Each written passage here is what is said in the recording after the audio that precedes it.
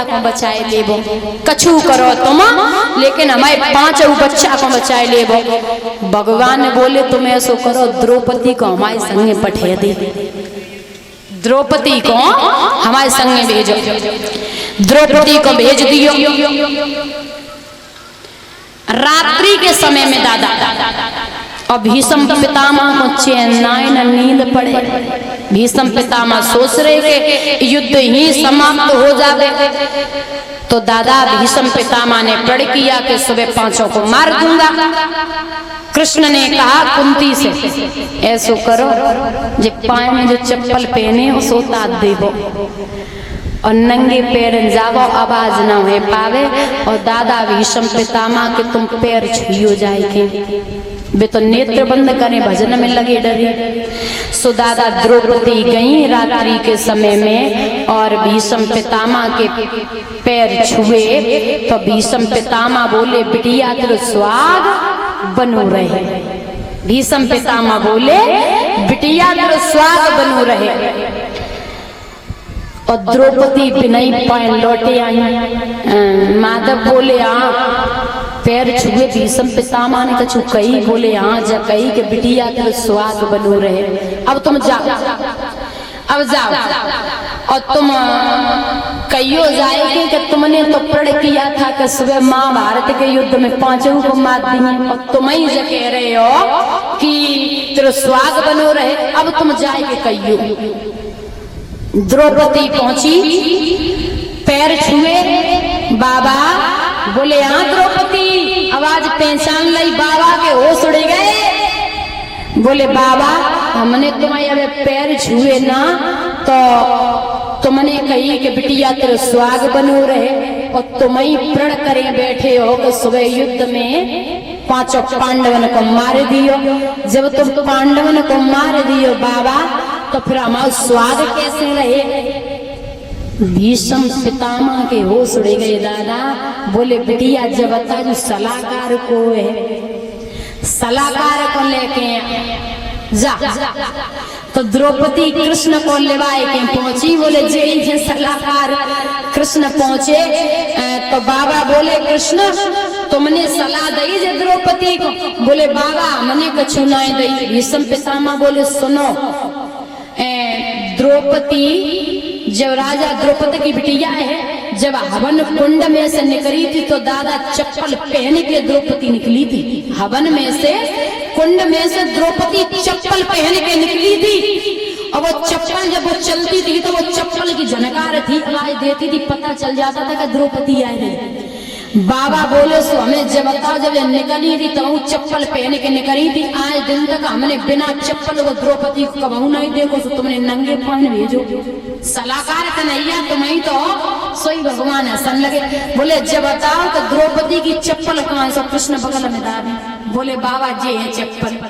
बोले अच्छा सलाहकार तुम ही हो। हे कृष्ण जे जगत सब चिल्लाए रो कृष्ण कृष्ण तुम्हारे पीछे भाग रो, और ये तुम द्रौपदी की चप्पल लेके द्रौपदी के पीछे भाग रहे हो। द्रौपदी की चप्पल तुम बगल में दबाए फिर रहे हो। बाबा बोले मैं जानता था कि तुम ही सलाहकार हो।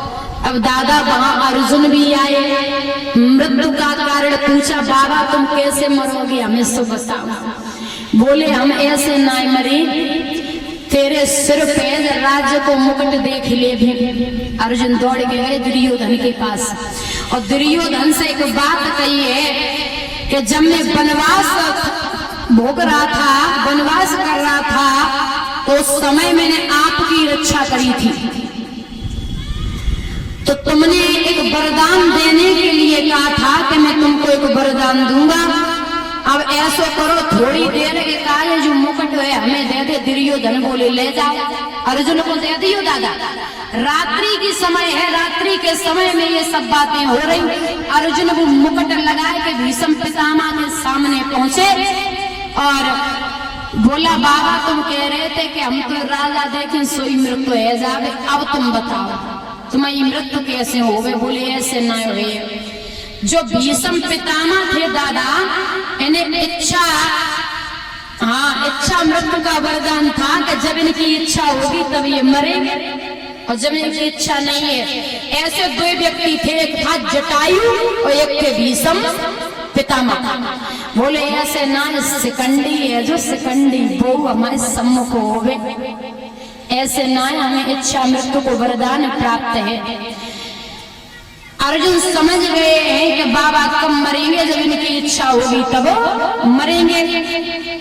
तो दादा भीष्म पितामह ने कन्हैया से बात कही, कन्हैया तुमने हमारी प्रतिज्ञा तो मिटाई डाली, हमने प्रण किया, तुमने तो हमारी प्रतिज्ञा तोड़वा दी, लेकिन तुमने प्रतिज्ञा करी कि मैं अस्त्र शस्त्र नहीं उठा पाऊंगा। अगर हमने तुम पे अस्त्र शस्त्र न उठवा पायो तो मैं भी गंगा पुत्र नहीं हूं। भगवान बोले मर गए, बोले प्रण तो हम तुम्हारा तोड़वाए दे। सो भगवान पहुंचे, कुंती ने कहा हाँ कृष्ण बता का भयो का। बोले भीष्म पितामह बोले मैया तेरे तो पांचों बच जाएंगे, लेकिन हमारे जो प्रतिज्ञा हमने करी अस्त्र शस्त्र सो हमारी प्रतिज्ञा टूटे जावे। तो याद रखना दादा, महाभारत का युद्ध हुआ तो सब कौरव मारे गए, कोई नहीं बचा। दुर्योधन रोई के कर्ण के पास पहुंचा। कर्ण ने कहा कि आप रो मत। कर्ण बोला आप रोइए मती, मैं हूं ना, अब मैं प्रण करूंगा कि सुबह के युद्ध में अर्जुन को मार डालूंगा। कर्ण ने प्रण किया तो कुंती भगवान से फिर रोई। अब भगवान दौड़ के कुंती के पास पहुंचे, बुरा एक काम कर तू कर्ण के पास चली जा, तू कर्ण के पास चली जा। बोले केशव हम एक शर्त पे जाएंगे। भगवान बोले कैसी शर्त? बोले शर्त ये है कि तुम कर्ण को चोट नहीं पहुंचाओगे, कर्ण भी हमारा बेटा है। भगवान बोले बुआ की सौगंध है, कर्ण को मैं चोट नहीं पहुंचाऊंगा, तू जा। दादा कुंती चली है कर्ण के पास, कर्ण बैठा था, कुंती को दूर से आते हुए देखा, समझ गयो कि जब अर्जुन की माँ है हमारे पास क्यों आई है। कर्ण ने आवाज लगाई और माँ तुम तो अर्जुन की माँ हो, मेरे पास क्यों आई हो? बोले लला हम तो कुछ बताए दे आए। कुंती बोली कर्ण से बेटा हम तो कुछ बताए दे आए। बोले मैया